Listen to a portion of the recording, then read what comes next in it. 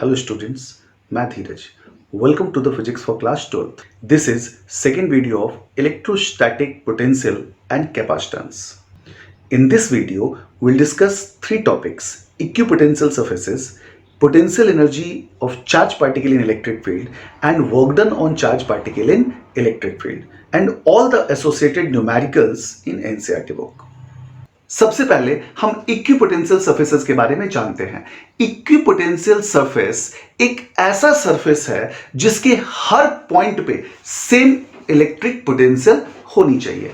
जैसे the surface with constant value of potential at all points on the surface. तो समझने के लिए let us take an example. Let us consider a point charge. मैंने एक point charge ले लिया प्लस क्यू. अब इस पॉइंट चार्ज की वजह से let us calculate electric potential at this sphere.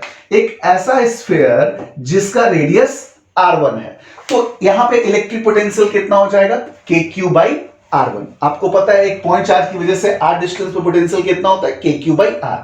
तो v1 इस पूरे सरफेस से, क्योंकि इस स्फेरिकल सरफेस का हर पॉइंट इस पॉइंट चार्ज से सेम डिस्टेंस पे है, तो इस स्फीयर के हर पॉइंट पे क्या होना चाहिए potential? kq by r1. That means you can consider this sphere as equipotential surface. Now consider this sphere. अब आप ये स्फीयर देखो जिसका रेडियस r2 है. तो इस स्फीयर के हर पॉइंट पे पोटेंशियल कितना होना चाहिए? kq by r2.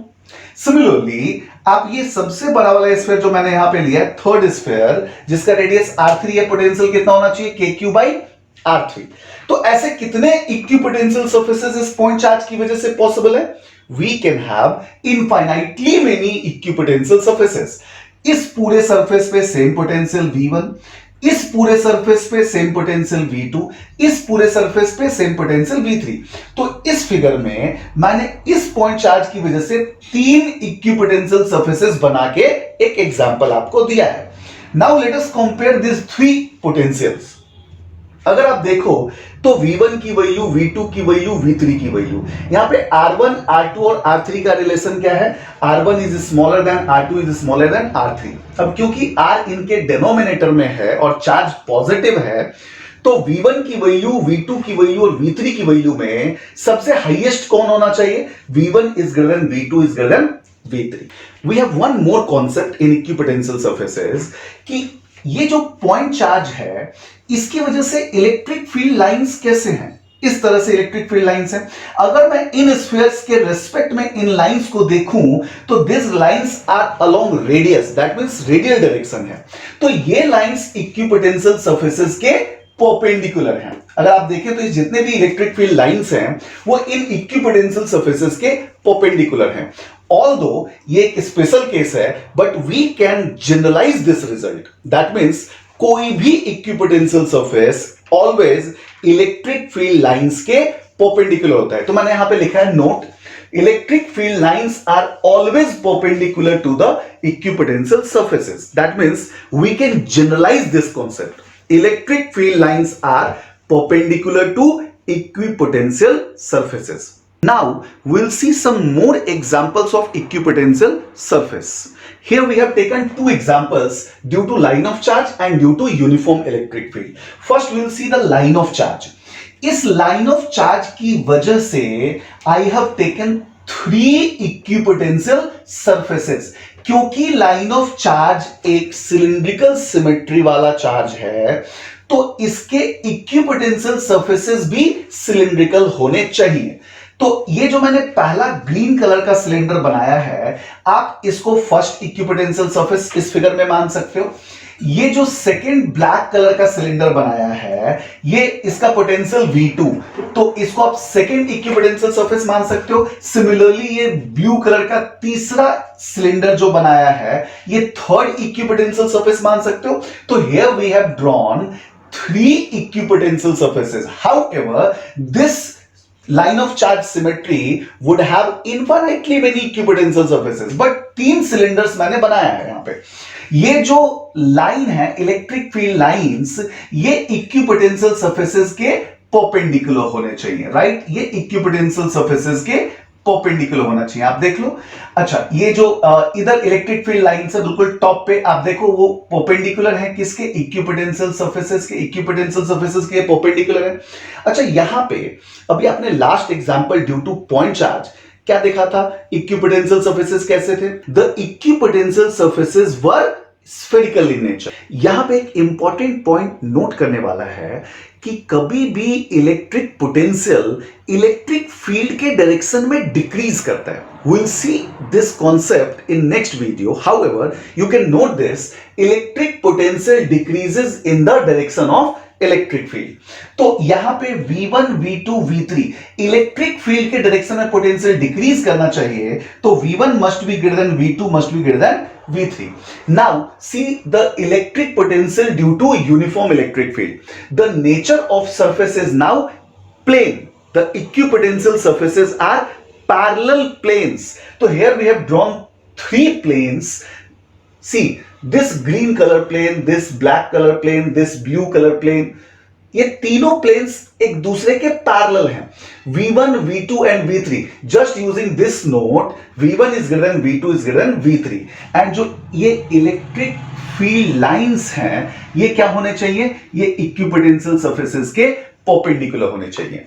तो now we have seen three types of equipotential surfaces. Due to point charge it was spherical equipotential surface. Due to line of charge, it is cylindrical equipotential surface. And uniform electric field, we have parallel planes. That means parallel planes हैं equipotential surfaces. Now we will see the potential energy of a charged particle in electric field. एक charge particle को अगर electric field के किसी point P पे आप place करो, एक ऐसा पॉइंट जिसपे पोटेंशियल कितना हो V, और आपने कितना चार्ज पार्टिकल प्लेस किया इस पॉइंट पे Q, तो इस चार्ज पार्टिकल की पोटेंशियल एनर्जी कितनी होनी चाहिए, the potential energy of charge particle must be Q into V, where V is the potential at that point. The second result of electric potential energy is, let us calculate electric potential energy of system of 2 point charges.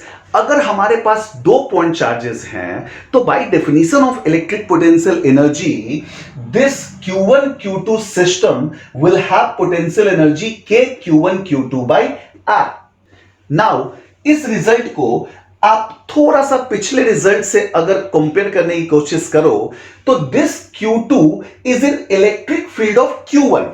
इस Q1 के electric field में आपने इस Q2 को place किया है, तो this Q2 will have potential energy Q2 into V, and V is the electric potential at this point due to electric field of this charge.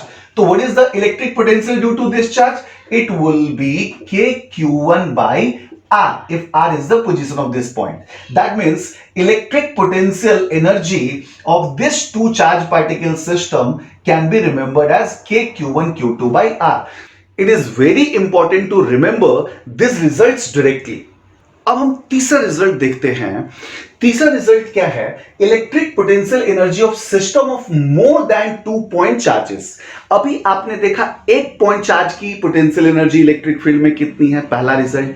फिर देखा आपने 2 चार्ज पार्टिकल सिस्टम अगर हैं तो उसकी पोटेंशियल एनर्जी कितनी है। नाउ अगर मोर देन 2 पॉइंट चार्जेस हैं तो मैंने यहां पे 4 पार्टिकल्स का एग्जांपल लिया है, Q1 Q2 Q3 and Q4. Now we'll see कि इस सिस्टम की पोटेंशियल एनर्जी हम कैसे निकालते हैं। तो इसके लिए हमने क्या करना है, इस सिस्टम में जितने 2 चार्ज पार्टिकल्स से पेयर बनते हैं आपने उन सारे पेयर्स को आइडेंटिफाई करना है और उनकी पोटेंशियल एनर्जीज को ऐड कर देना है।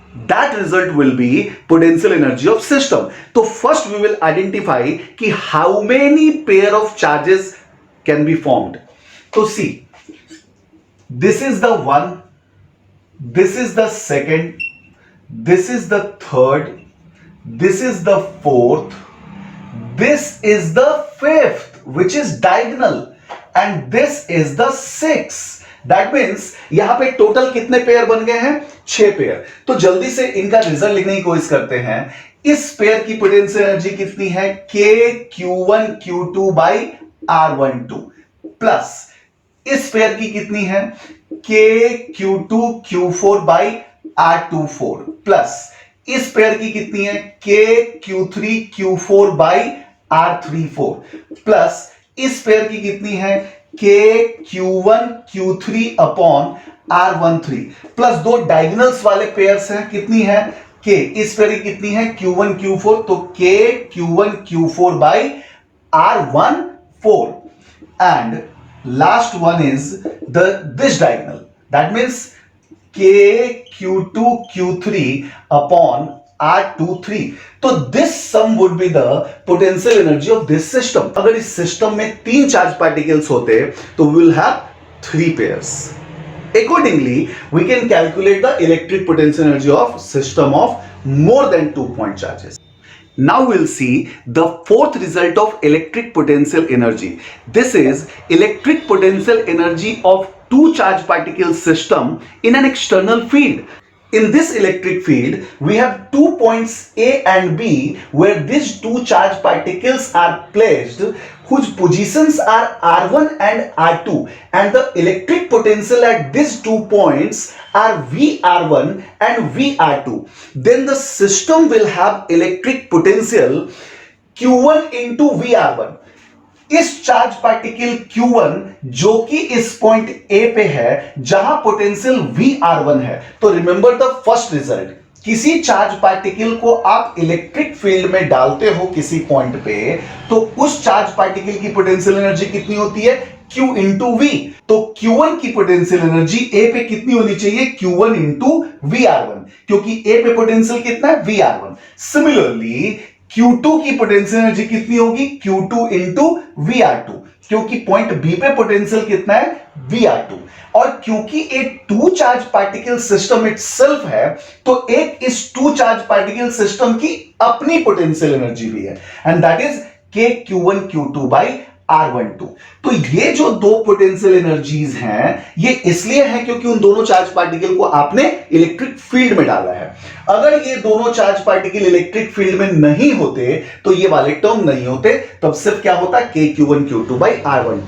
तो ये क्यों आ गया because this two charge particle system has been placed in external electric field now अब हम ये देखते हैं कि work done in electric field किसी भी चार्ज पार्टिकल पे कितना होता है तो यहां पे ये नोट करना है कि अगर किसी चार्ज पार्टिकल को एक पॉइंट से दूसरे पॉइंट पे लेके जाएं तो we have to do some work done and electric field will also do some work done So, when a charge particle Q is moved from point 1 to point 2 in an electric field, then work done by electric field कितना? तो यहां पे आपने force F dot ds वाला formula नहीं लगाना, उसी फॉर्मूले से ये रिजल्ट डिराइव्ड होके आ गया है.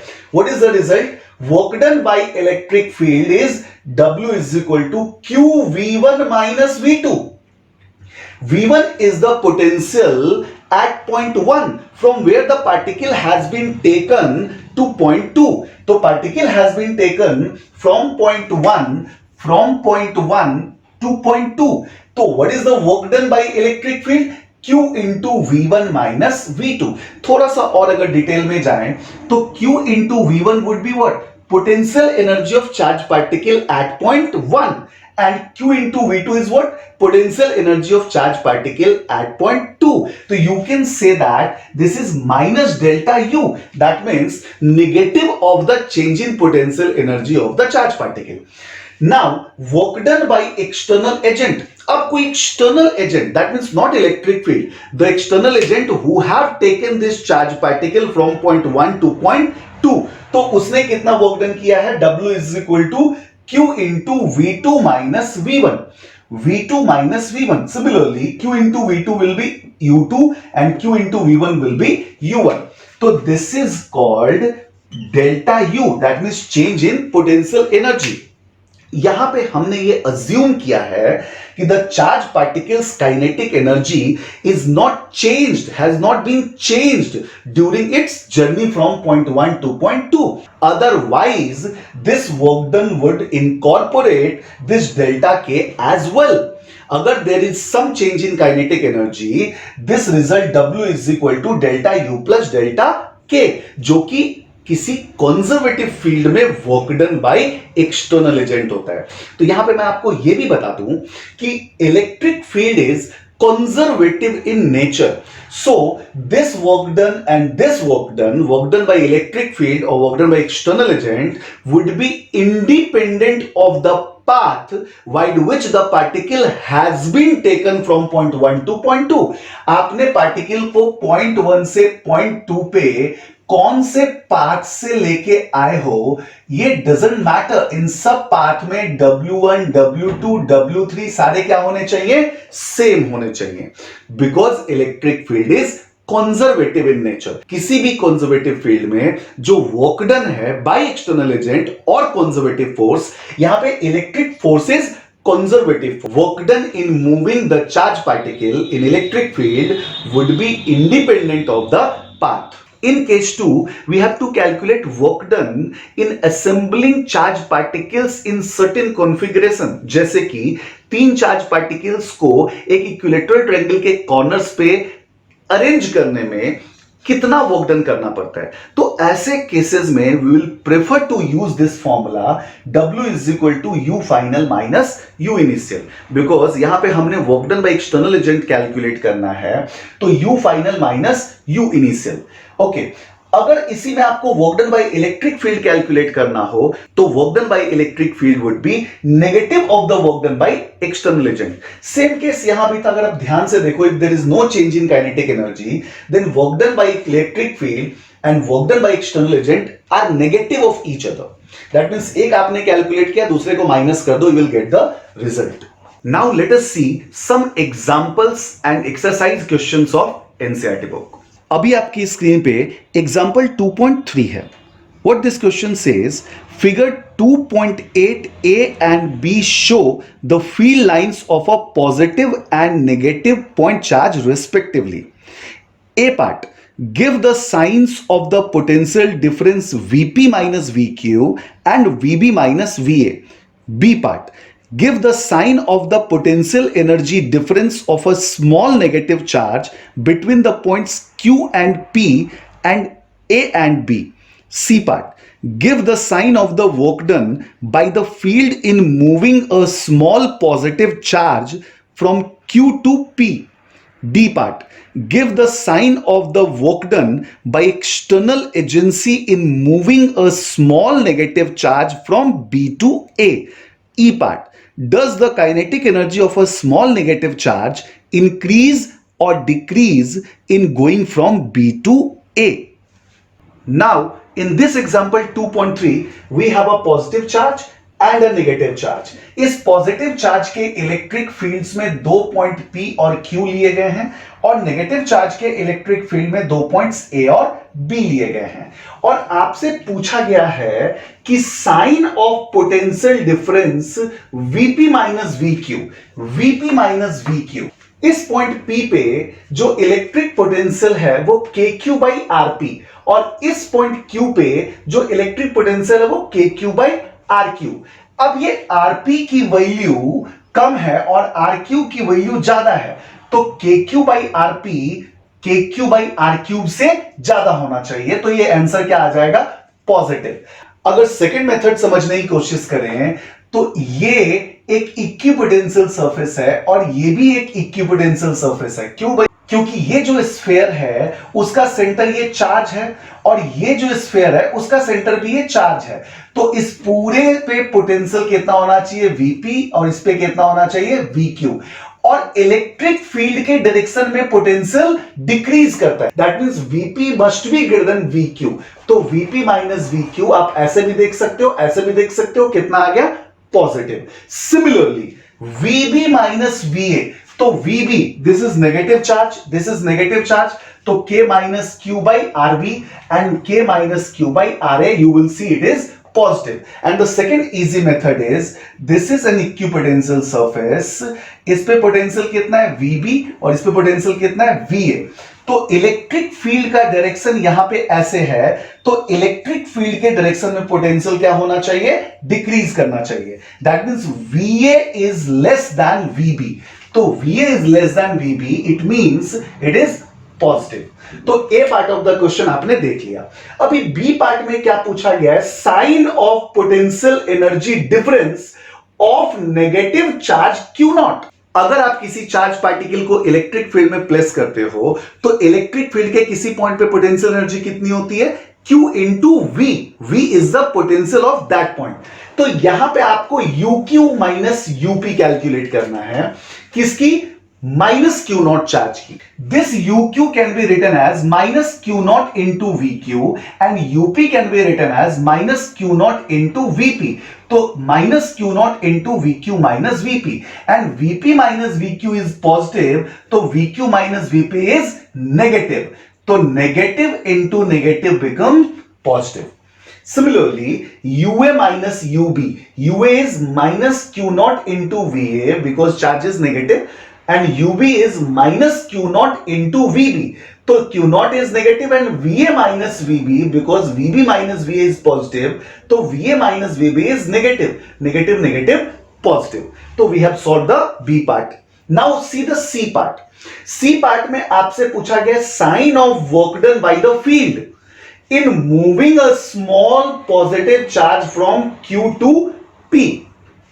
तो work done by the field कितना होता है, work done by the field is Q into V initial minus V final. So from where the charge particle has been taken from Q to P. So it is Q naught VQ means V initial minus VP means V final. So W is equal to Q naught VQ minus VP. Q naught is positive and VQ minus VP is negative. So the answer is negative. Similarly, in D part, we have been asked the sign of work done by the external agency. ये जो external agency है, external agency ने charge particle को कहां से move किया, positive charge को कहां से मूव किया, B to A। अगर B to A मूव किया है तो work done by external agency is equal to charge multiplied by V final minus V initial. So from B to A, what is the final point? A. So V final minus V initial. Q naught is positive and VA minus VB is negative. So answer is negative. Now see the E part. What E part is asking, does the kinetic energy of negative charge increases or decreases in going from B to A? तो देखो, आप negative charge जब B से A की ओर आ रहा है, ये negative charge का इलेक्ट्रिक फील्ड है, और ये नेगेटिव जब B से A आएगा तो नेगेटिव नेगेटिव रिपल्सन। तो in simple understanding you can see this, when charge particle move from B to A, it is repelled by this, that means its kinetic energy will decrease. However, if we try to learn it from formula, so we know that this field is conservative in nature. In conservative field, in absence of any external work, the total mechanical energy change remains zero. That means delta U plus delta K is equal to 0. Okay. We have to calculate delta K. तो delta K is equal to minus delta U. और अभी यहां पे आपने देखा कि potential energy of charge minus negative charge UA minus UB is positive. तो delta K कितना हो गया, delta K is minus delta U, that means UA minus UB because the charge particle is moving from B to A। तो final point is A and initial point is B।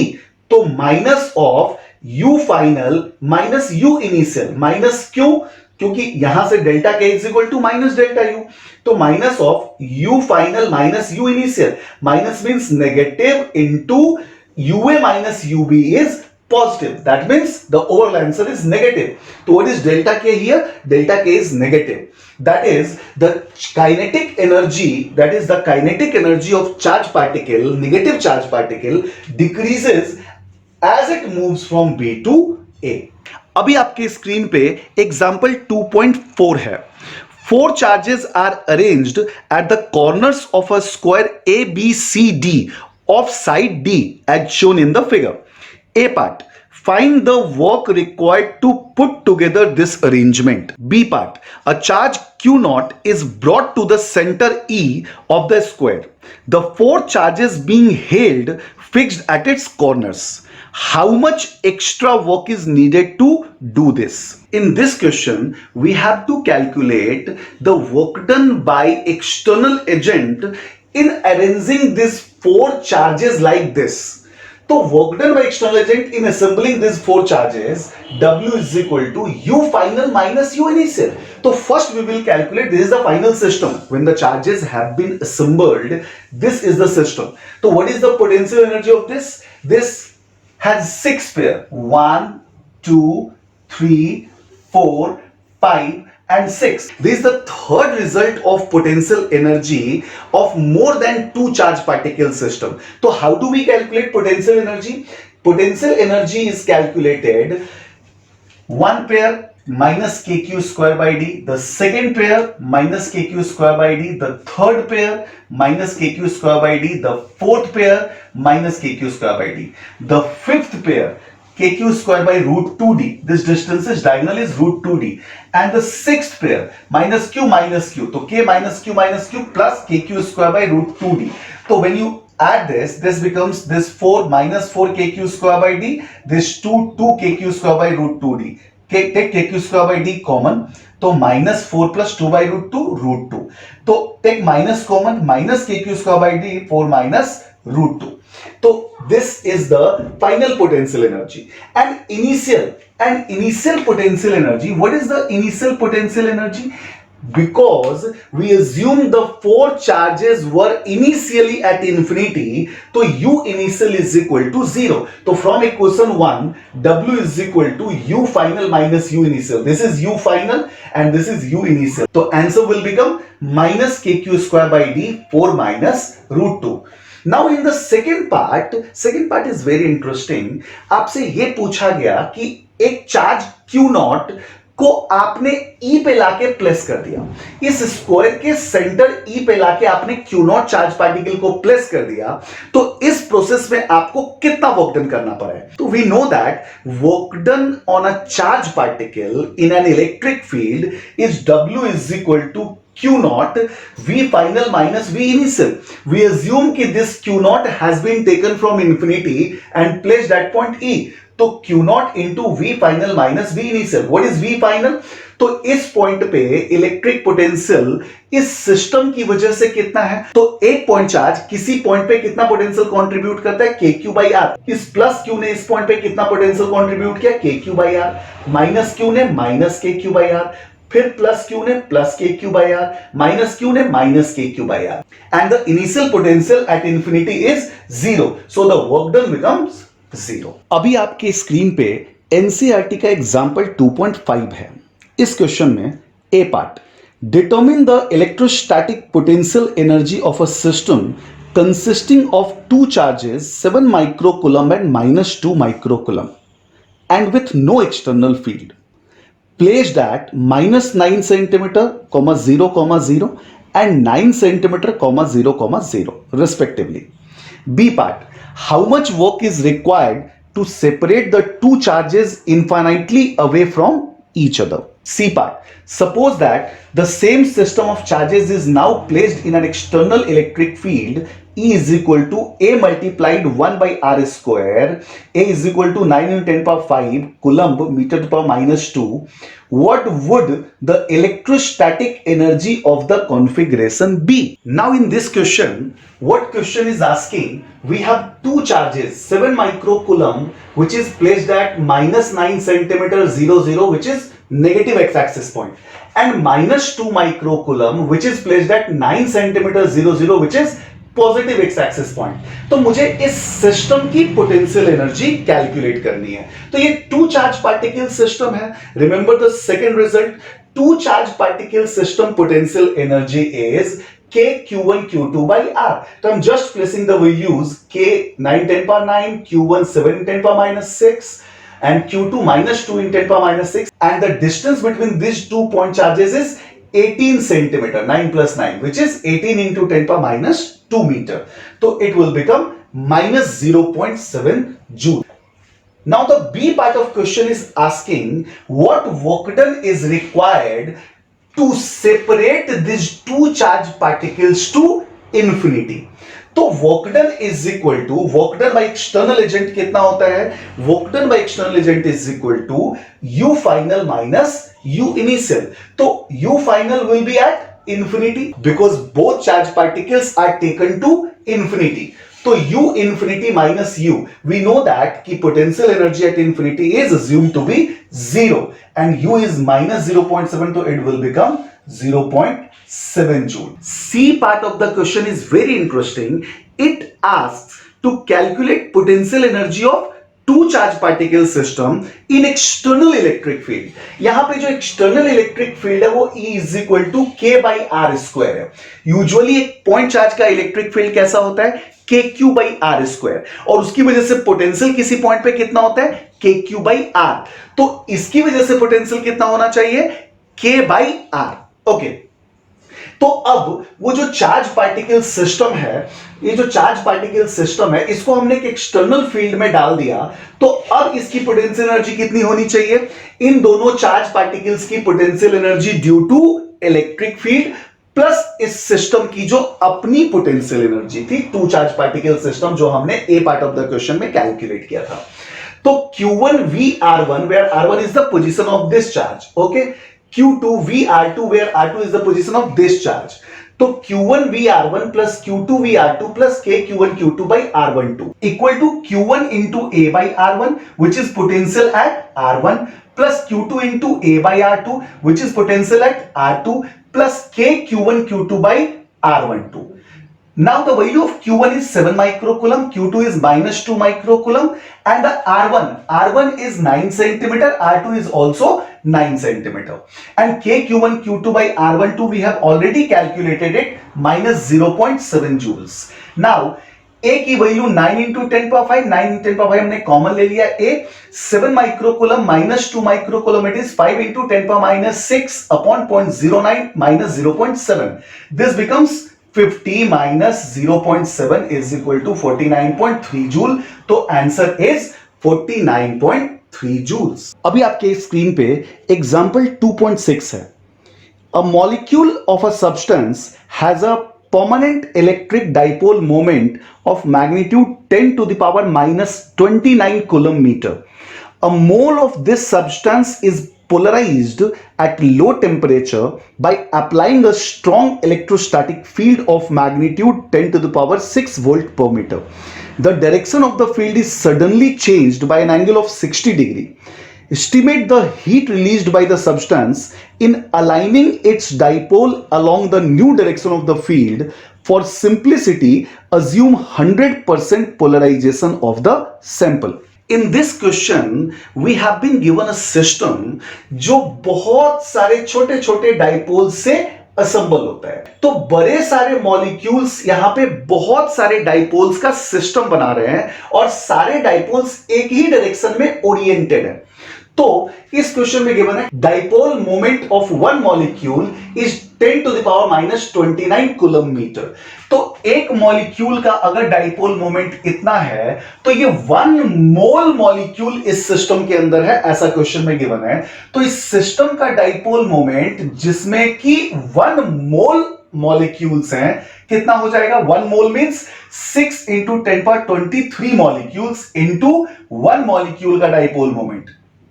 तो this is dipole moment of system. हम क्यों इन सारे dipole moments को add कर पा रहे हैं? Because all molecular dipole moment are in same direction. Such system is called polarised system. In reality ऐसा नहीं होता है because we have applied electric field. तो इस इलेक्ट्रिक फील्ड ने इन सारे डाइपोल्स को अपने अलाइन कर रखा है. That means this alignment of molecular dipoles are due to presence of electric field. Okay, तो अब सेकेंड फिगर में क्या है? क्वेश्चन ने क्या बोला कि सडनली आपने इस इलेक्ट्रिक फील्ड को 60 डिग्री से टर्न कर दिया. 60 डिग्री से टर्न कर दिया. तो ये जितने भी मॉलिक्यूलर डाइपोल्स हैं, now they all experience torque. ये सारे मॉलिक्यूलर डाइपोल क्या एक्सपीरियंस करना शुरू कर देंगे? टॉर्क। अब जब सब ये टॉर्क एक्सपीरियंस करना शुरू करेंगे तो कुछ देर के बाद इनका ओरिएंटेशन वापस इलेक्ट्रिक फील्ड के अलाइन हो गया। दैट मीन्स ये सारे डाइपोल 60 डिग्री से टर्न हो गए। ओके, तो जब ये 60 डिग्री से टर्न हो गए तो इस प्रोसेस में इस सिस्टम ने कितना हीट रिलीज किया। देखो, अगर इस सिस्टम में हीट रिलीज हुआ है तो whatever potential energy is possessed by this system must be greater than this system, क्योंकि जो loss in potential energy in dipoles की है that will be released as heat. तो यहां पे सेकंड फिगर आपने देखना, फर्स्ट फिगर को भूल जाओ। सेकंड फिगर देखो, इस फिगर में इनिशियल ओरिएंटेशन सिस्टम में कितनी एंगल बना रहा है, 60 डिग्री। तो इसकी पोटेंशियल एनर्जी कितनी हो गई, minus P cos theta. You remember the first chapter जिसमें किसी भी इलेक्ट्रिक डाइपोल का पोटेंशियल एनर्जी कितना माना जाता है, माइनस पी कॉस थीटा। तो what is the potential energy, P is minus 6 into 10 power minus 6, electric field is 10 power 6 and cos 60 1/2, तो it becomes minus 3 joule। Okay, जब ये डाइपोल्स टर्न होके इलेक्ट्रिक फील्ड के अलाइन हो गए तो what is the final potential energy, minus P cos 0 degree minus again it becomes minus 6 joule.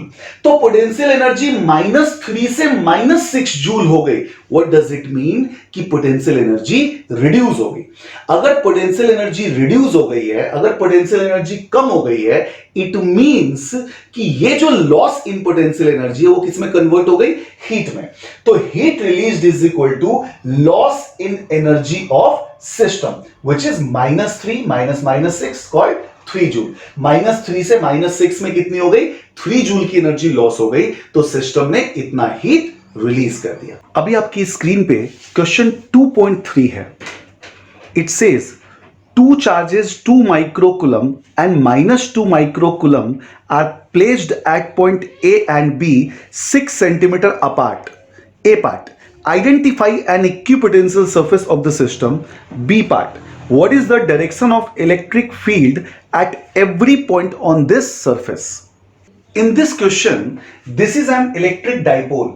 इस dipole का ये इक्वेटोरियल लाइन है। This is equatorial line of electric dipole. अगर इसके किसी पॉइंट पे मैं पोटेंशियल कैलकुलेट करूं तो बिकॉज ये और ये डिस्टेंस सेम है तो माइनस प्लस क्यू की वजह से के क्यू बाई आर और माइनस क्यू की वजह से K minus q by r, result becomes 0। Now imagine a plane which is, this is line, consider this plane, consider this plane. Now consider this plane, a plane perpendicular to this axis and passing through its midpoint. Any point in this plane is at equidistant from these 2 point charges. That means this dipole system would have an equipotential surface which is a plane perpendicular to the axis and passing through midpoint of the electric dipole. That means in this entire plane region the electric potential is 0.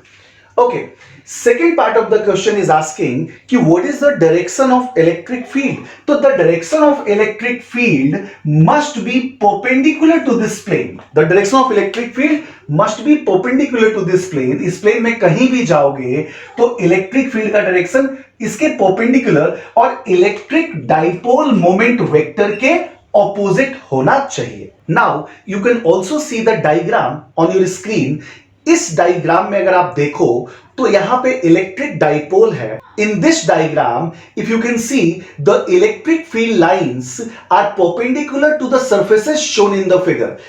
In surfaces को भी will say equipotential surfaces. That means ये दोनों charges के surrounding equipotential surfaces हैं. Plus q के तरफ भी equipotential surface और माइनस क्यू वाले साइड भी इक्विपोटेंशियल सरफेस है. अगर आप ध्यान से देखो तो electric field lines are perpendicular to the surfaces. Now question 2.12 is on your screen which says a charge of 8 millicoulomb is located at the origin. Calculate the work done in taking a small charge of minus 2 into 10 power minus 9 coulomb from a point P 003 centimeter to a point Q 040 via a point R 069 centimeter. In this question, the charge particle is taken from point P, which is 003 centimeter Z axis point, to point Q, which is y axis point 040. Here the particle has been taken from P to Q via R, but the initial point is P and the final point is Q. Here we have to calculate work done in bringing the charge Q naught, I have written it Q naught, from point P to point Q in the electric field created by this 8 millicoulomb charge. See the writer. The work done in bringing a charge particle Q naught minus 2 into 10 minus 9 coulombs in the electric field of 8 millicoulomb charge from P to Q by an external agent. So we have to calculate work done by an external agent. So what is work done by external agent? Charge multiplied by V final minus V initial. Which point is final? Q. And which point was initial? P. So VQ minus VP. And VQ, ये VQ किसकी वजह से है? Point P पे potential किसकी वजह से है? इस चार्ज की वजह से. पॉइंट Q पे पोटेंशियल किसकी वजह से है? इस चार्ज की वजह से. तो आई एम अज्यूमिंग कि this 8 millicoulomb charge is Q. तो VQ is KQ by RQ. RQ is this position and KQ by RP is due to VP, this position, is equal to minus 2 into 10 minus 9 coulomb. KQ को common ले लिया, 1 by RQ minus 1 by RP. अब K की, Q की, RQ की और RP की value जब हमने सबमिट कर दी तो इट विल बिकम 1.2 जूल.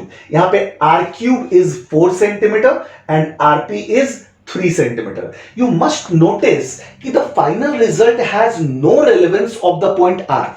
ये जो R point है 0.6 centimeter 9 centimeter, इस कैलकुलेशन में इसका relevance नहीं है. Reason, the result is independent of the path followed. The work done by electric field is independent of the path followed. Now question number 2.18 is on your screen.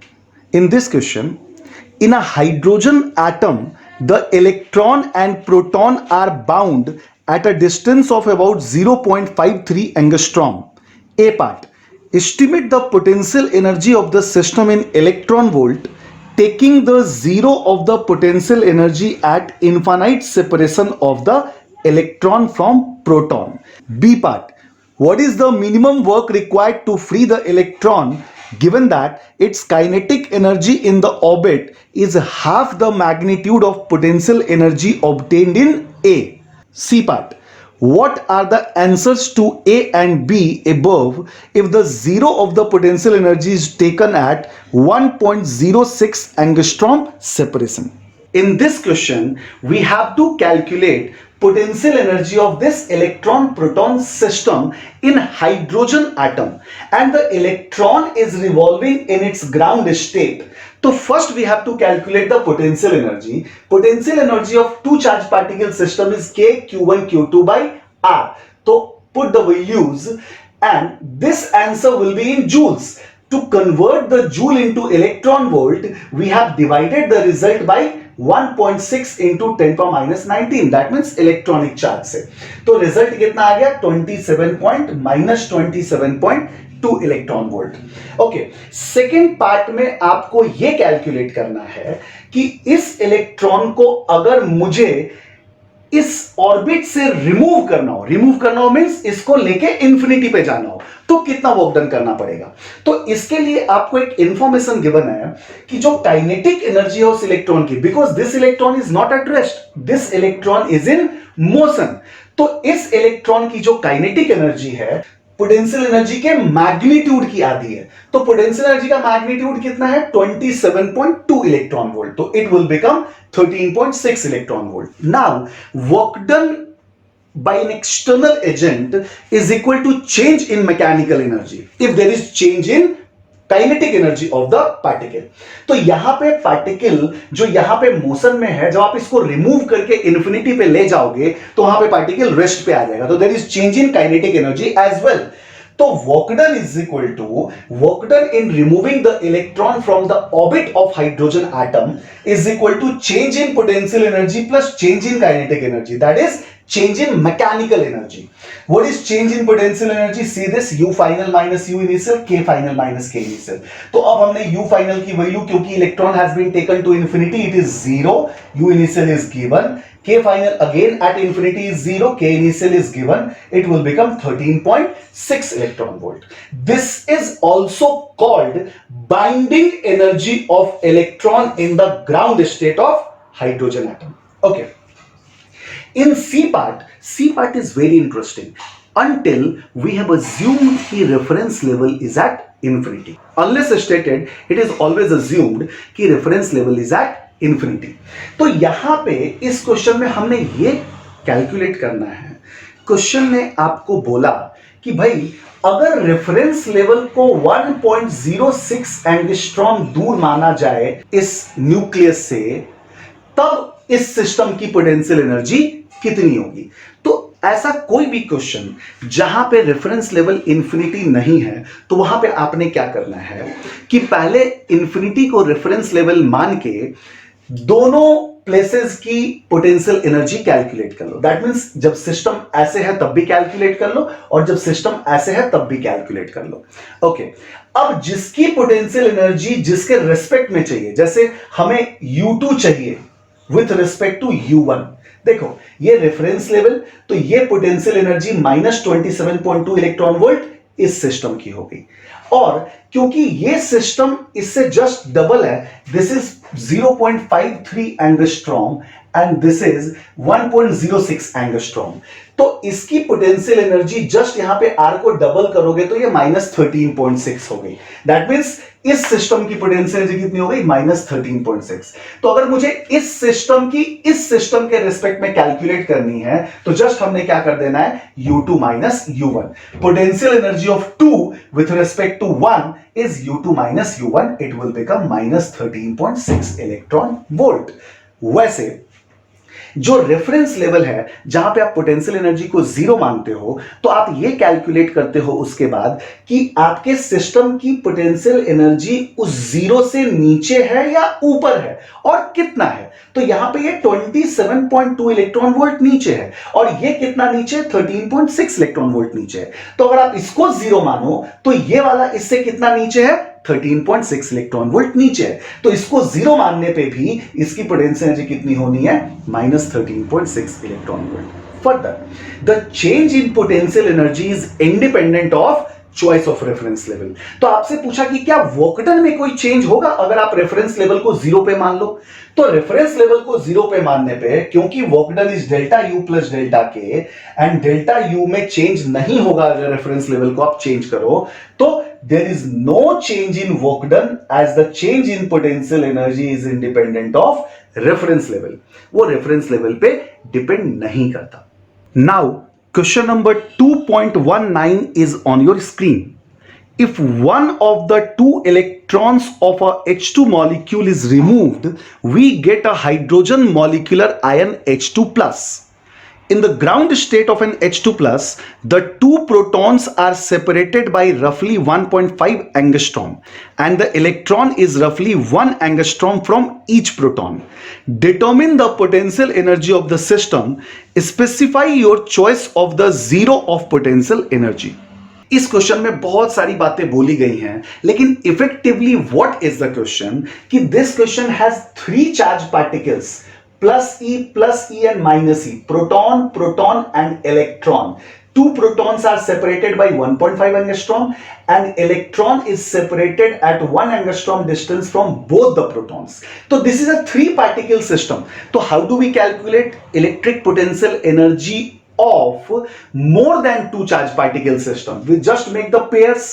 तो इस pair की potential energy कितनी है? K Q1 Q2 by R. इस pair की कितनी है? K Q1 Q2 by R. इस पेयर की कितनी है? K Q1 Q2 by R. आप जब इसे सॉल्व करोगे, मैंने यहां पे K कॉमन ले लिया, E स्क्वायर कॉमन ले लिया, 10 - 10 कॉमन ले लिया, तो क्या बच गया? 1/1.5 इसमें, -1 इसमें, -1 इसमें. आप सॉल्व करो, it will become -30.7 into 10 power minus 19 joule. Now we convert joule into electron volt by just dividing 1.6 into 10 power minus 19 electron volt. So it is minus 19.2 electron volt because answer is given in electron volt. अब आपके screen पे question 2.21 है. What is this? Two charges minus q and plus q are located at points 0, 0 minus a and 0, 0 plus a respectively. What is the electrostatic potential at the points 0, 0 z and xy0? B part. Obtain the dependence of potential on the distance r of a point from the origin when r by a is much greater than 1. C part. How much work is done in moving a small test charge from the point 500 to -700 along the x-axis? Does the answer change if the path of the test charge between the same point is not along the x-axis? What this question says, we have to calculate electric potential due to this charge system. See the charge system. One charge is minus q at 0, 0, minus a, and the another charge plus q at 0, 0, plus a, because this is x-axis, y-axis and z-axis. तो दोनों charges z-axis पे हैं और दोनों के बीच में distance कितना है, ये a और ये a, तो कितना डिस्टेंस हो गया 2a. तो एक टिपिकल डाइपोल है. अगर मैं इसको दोबारा यहां पे ड्रॉ करूं तो this minus q charge, this plus q charge separated 2a distance apart. First part of the question asks कि कैलकुलेट करो electric potential at any point P which is at z distance from the center, because हमें 0, 0, z पे calculate करना है. तो origin is also centre of dipole, तो ये point P इस सेंटर से कितनी दूर है, z. If the point is right of positive charge, Vp is equal to, due to positive charge, it is कितना z and it is a, तो z minus है kq upon z माइनस है. Similarly इसकी वजह से k minus q z plus है. जब आप इसे कैलकुलेट करोगे तो k q 2a z square minus a square, तो vp कितना आ गया, kp upon z square minus a square. अगर आप इस पॉइंट को, अगर आप if the point is left of negative charge, अगर ये पॉइंट नेगेटिव चार्ज के लेफ्ट होता तो this result would become minus KP upon Z square minus A square. तो अगर मैं इसे जनरलाइज करूं, it would B plus minus KP upon Z square minus A square. You are also asked to calculate electric potential in xy plane. If you see any point of the xy plane, so it is equidistant from both the charges. Any point in the xy plane. At x, y, 0, the electric potential is positive charge और negative charge दोनों की वजह से क्या होगा, it would be same. तो at any point in the x y plane, पूरे x y plane में पोटेंशियल कितना होना चाहिए, 0. In next part we have to generalise this result for r by a much greater than 1. तो if r by a is much greater than 1, हमने क्या करना है, जस्ट इस z को r से रिप्लेस कर दो. तो अगर इस लाइन पे ये वाला पॉइंट यहां से r डिस्टेंस अवे है, तो Vp is equal to Kp upon r square minus a square, which is equivalent to, if r by a is much greater than a, r square minus a square can be written as r square. तो it will become Kp by r square, और Vp is inversely proportional to r square. In last part, we have to calculate if a charge particle is taken from this point 500 to -700 through x-axis, along x-axis, what work we have to do. So we know that work done is equal to charge into V final minus V initial, because both the point on x-axis, so potential at both the point is 0. So it is equal to 0. It is also asked कि क्या इस result में कोई change आप expect करते हो अगर charge particle को अलोंग एक्स एक्सिस ना लेके किसी दूसरे पाथ से लेके आते हो. तो वी ऑलरेडी नो दैट कि work done is independent of path taken, so work is always 0. तो स्टूडेंट्स, इस वीडियो में हमने देखा equipotential surface, electric potential energy calculation and work done calculation. See you in third video of electrostatic potential and capacitance. Thank you.